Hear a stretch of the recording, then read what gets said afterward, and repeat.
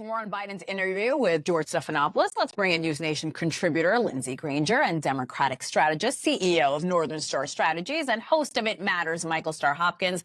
Michael, always great to see you. Lindsey, thank you for being here. I'm going to start with you. We heard that soundbite saying he will be at peace if he loses to Trump.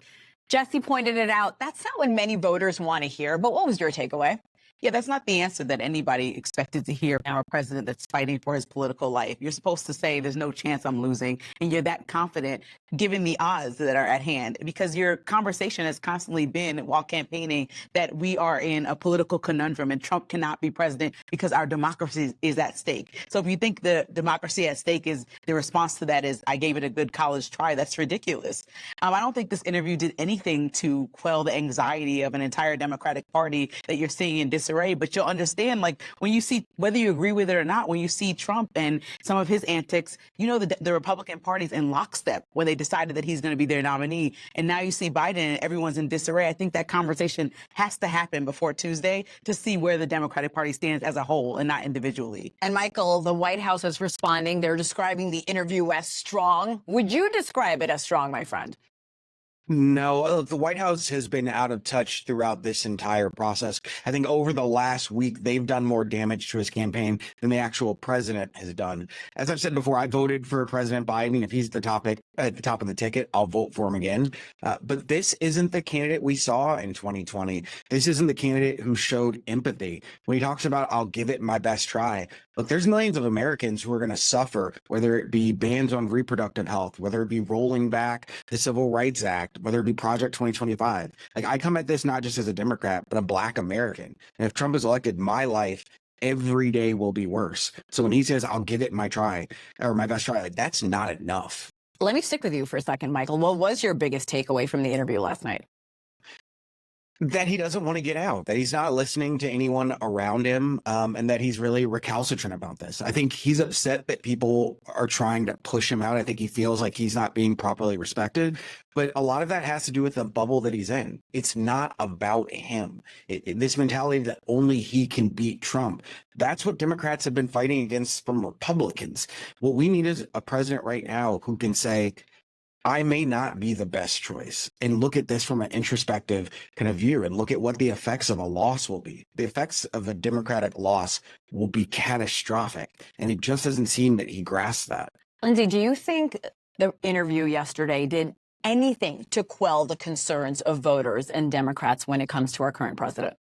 No, I don't think so, because people are looking at this and saying, are you prepared to do this job? I think it's easy. You can liken what the president does to break it down to layman's terms like a CEO. So when you look at Steve Jobs, he actually doesn't know how to code, right? But he led an entire tech company because he had the communication needed to lead people into success. Biden has an entire team of strategists that can lead us into foreign policy, that can handle the budget. He needs to be able to communicate effectively to lead us into success. And he's not convinced the American public, even his own party, even the people in the middle that are undecided and really cannot vote for a convicted felon for a president. He hasn't convinced them that they should stick by him. And that's problematic because that's the one job that you have. Let's talk about the cognitive testing issue. It's not going away, Michael. You're a Democratic strategist. Do you think Biden should just get the testing done, put the issue to rest, maybe just assure some voters that are still concerned? Just take the cognitive test. Your thoughts? Yeah, I mean, he should take the test, but it's not going to dispel anything. Every day we're going to talk about his health, which is really the problem here, because every day that we're focusing on his health and not focusing on Project 2025 or national abortion bans is a day that we're not talking about what a catastrophe the Trump presidency will be. So we've hit this tipping point where Joe Biden's health is going to be the thing that we're talking about for the next 4 months if he's the nominee for the party. So should he step down, Michael? And for voters, does it really come to, no matter who, I'm going to vote blue?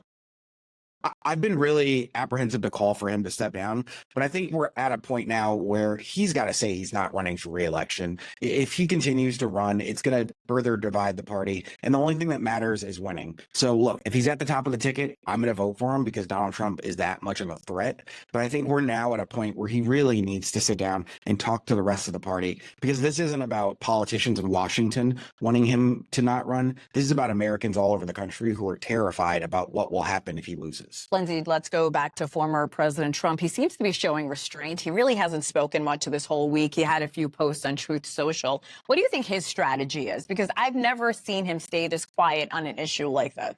Yeah, this is a big deal. I think he's trying to show restraint and be disciplined on purpose because he's trying to run a much cleaner campaign than we saw him run 4 years ago intentionally. I think why jump in an argument when there's already implosion happening within the Democratic Party? And he needs to figure out, he knows that it was neck and neck between him and Biden. The polls weren't showing him with some big landslide. And so now he has to figure out whether Kamala or whoever else they pick comes up as somebody who's actually competitive towards him. And that's why the attacks have started by other Republican colleagues of his. But he's staying quiet because he knows this can go in his favor if he just says nothing. Because we know that Trump puts his foot in his mouth often. So he says too much. He could absolutely ruin this whole thing for himself and his party. Well, guys, thank you so much. Don't go too far. We're going to come back to you. Lindsey Granger, Michael Starr Hopkins, thank you.